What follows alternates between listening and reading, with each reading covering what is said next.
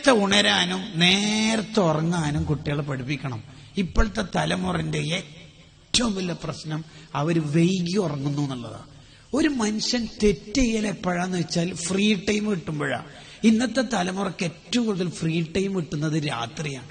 അതുകൊണ്ടാണ് അവരുടെ കാലം മുഴുവനും അതിൽ വെറുതെ ഇങ്ങനെ തെറ്റ് ചെയ്തിട്ട് മൊബൈൽ സ്ക്രീനിൽ പെട്ടിട്ട് കാലം തീർന്നു പോണത്. ശരിക്കും നമുക്ക് 500 കൊല്ലം അള്ളാഹു ആയുസ് തന്നെന്ന് വിചാരിക്കാം, എന്നിട്ട് മരിച്ചു.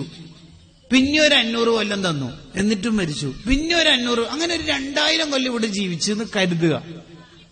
എന്നിട്ട് യൂട്യൂബിലെയും റീൽസിലെയും വീഡിയോസ് മൊത്തം കണ്ടു തീരോ? ഇല്ല, ഇനിയും വീഡിയോസ് ബാക്കിയുണ്ടാവും. അതുകൊണ്ട് മനുഷ്യ, ഇത് കണ്ടു തീർക്കലല്ല ജീവിതത്തിന്റെ ഡ്യൂട്ടി. നമ്മളാരും റീൽസും യൂട്യൂബ് കണ്ടിട്ടില്ല എന്ന് വെച്ചിട്ട് അവര് പൂട്ടി പോകുന്നും ചെയ്യില്ല. അത് കാണാൻ ഇഷ്ടം പോലെ വിശ്വാസമില്ലാത്ത ഖൗമുണ്ടാവും. നമുക്കൊരു ആഖിറം വിശ്വാസമുള്ള ഈമാൻ അള്ളാഹു നൽകിയിട്ടുണ്ടല്ലോ. നമ്മുടെ ജീവിതം എങ്ങനെ, അതിന്റെ ഫോട്ടോസ്റ്റാറ്റ് ആയിരിക്കും മക്കള്.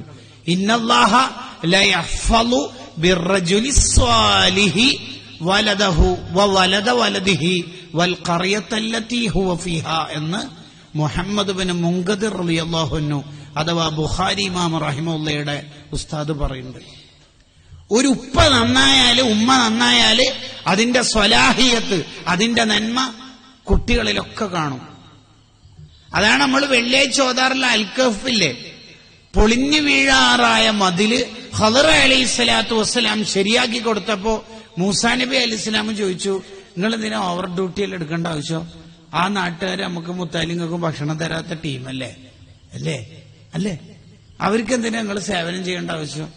അന്നേരം ഖദർ അലൈഹിസ്സലാം കൊടുത്ത മറുപടിയാണ് വഖാന അബൂഹുമാ സ്വാലിഹാൻ, അവരെ മൂന്നാമത്തെ ഉപ്പാപ്പിയും മാമിയും സ്വാലിഹീങ്ങളാണ്. അതുകൊണ്ട് തന്നെ അതിന്റെ ഒരു ബർക്കത്ത് കുട്ടിയൊക്കെ ഉണ്ടല്ലോ, അതുകൊണ്ടാണ് ഞാൻ ഖിദ്മത്ത് എടുത്തത്.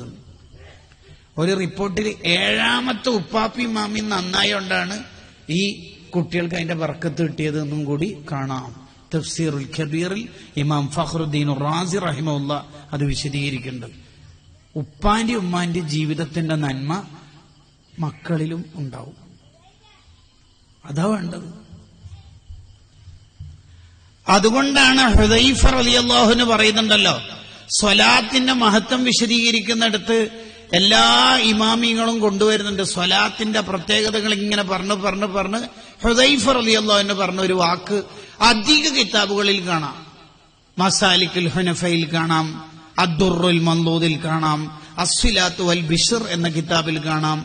ഇങ്ങനെ സ്വലാത്തിനെ കുറിച്ച് ഖനപ്പെട്ട് എഴുതിയ ഏതെല്ലാം കിതാബുകളുണ്ടോ അതിലൊക്കെ കാണാം സ്വലാത്ത് ചൊല്ലുന്ന മാതാപിതാക്കളുടെ മക്കളെ മക്കൾ, ആ തലമുറ അള്ളാഹു നന്നാക്കുന്നു. ഉപ്പാന്റെ ഉമ്മാന്റെ ജീവിതത്തിന്റെ നന്മ കുട്ടികളിലുണ്ടാവുന്നു. വളരെ പ്രധാനപ്പെട്ട ഒരു ഏരിയയാണത്.